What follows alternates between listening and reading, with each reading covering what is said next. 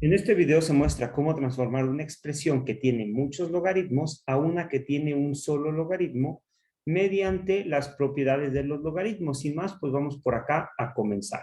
Lo primero que uno debe recordar es que cuando tiene logaritmo de base b, logaritmo en base b de x por y, es lo mismo que el logaritmo base b de x más el logaritmo base b de y. Es decir, cuando yo tengo un producto, se vuelve una suma de logaritmos, pero noten lo siguiente, aquí tienen un solo logaritmo, acá aparecen dos. Ahora, cuando ustedes tienen una suma de logaritmos, se transforma en una multiplicación. Recuerden que las igualdades las pueden leer de aquí para acá o de acá para acá.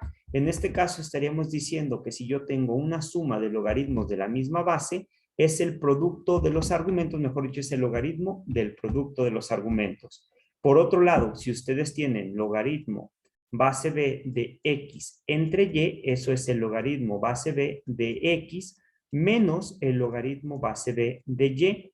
Lo que le queda el signo menos es a lo que estaba en el denominador. Y por último, si yo tengo r por el logaritmo base b de x, esto es logaritmo base b de x a la r. Aquí estamos pensando ciertas propiedades sobre la b, que es, por ejemplo, que sean mayores que 0, es decir, las bases tienen que ser positivas. Sin más, pues vamos a intentar resolver estos problemas.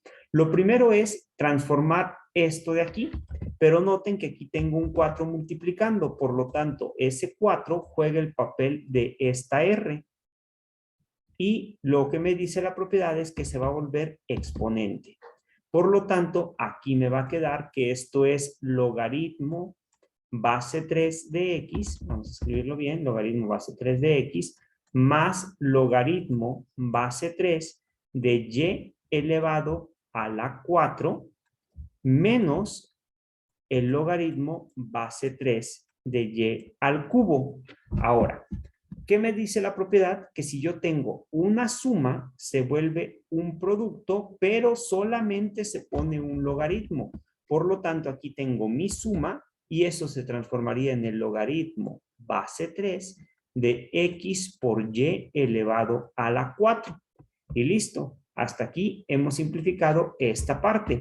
Por acá me quedará menos logaritmo base 3 de y al cubo.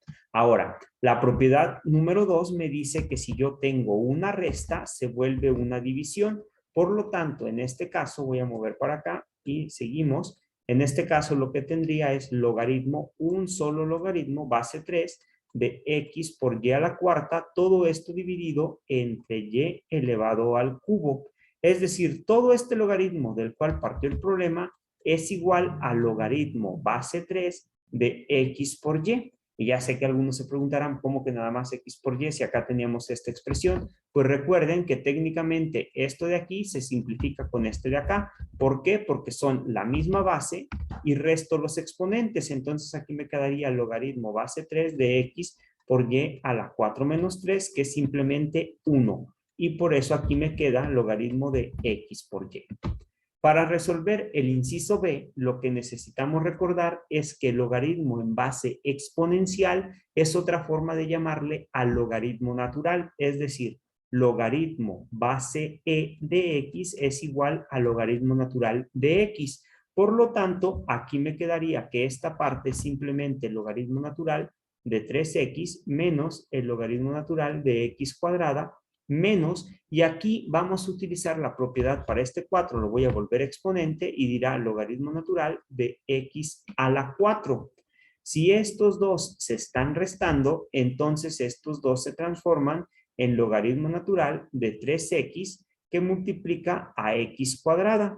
Simplemente estoy multiplicando el 3x de aquí con la x cuadrada, menos el logaritmo natural de x a la 4. Ahora, fíjense que este es una resta, por lo tanto la resta se transforma en división y aquí nos quedaría logaritmo natural de 3x que multiplica a x cuadrada, simplificado serían 3x al cubo, porque aquí es 3x a la 1 y este está al cuadrado, se vuelve 3x al cubo, dividido entre x a la 4. Y esto es lo mismo que el logaritmo natural de 3 por x al cubo menos 4, subo este exponente negativo, Y esto es lo mismo que el logaritmo natural de 3x a la menos 1, o también bajándolo es logaritmo natural de 3x entre x. Aquí para llegar a esta parte hemos utilizado la propiedad que dice que a la menos n es igual a 1 dividido entre a la n, siempre y cuando la a sea diferente de 0.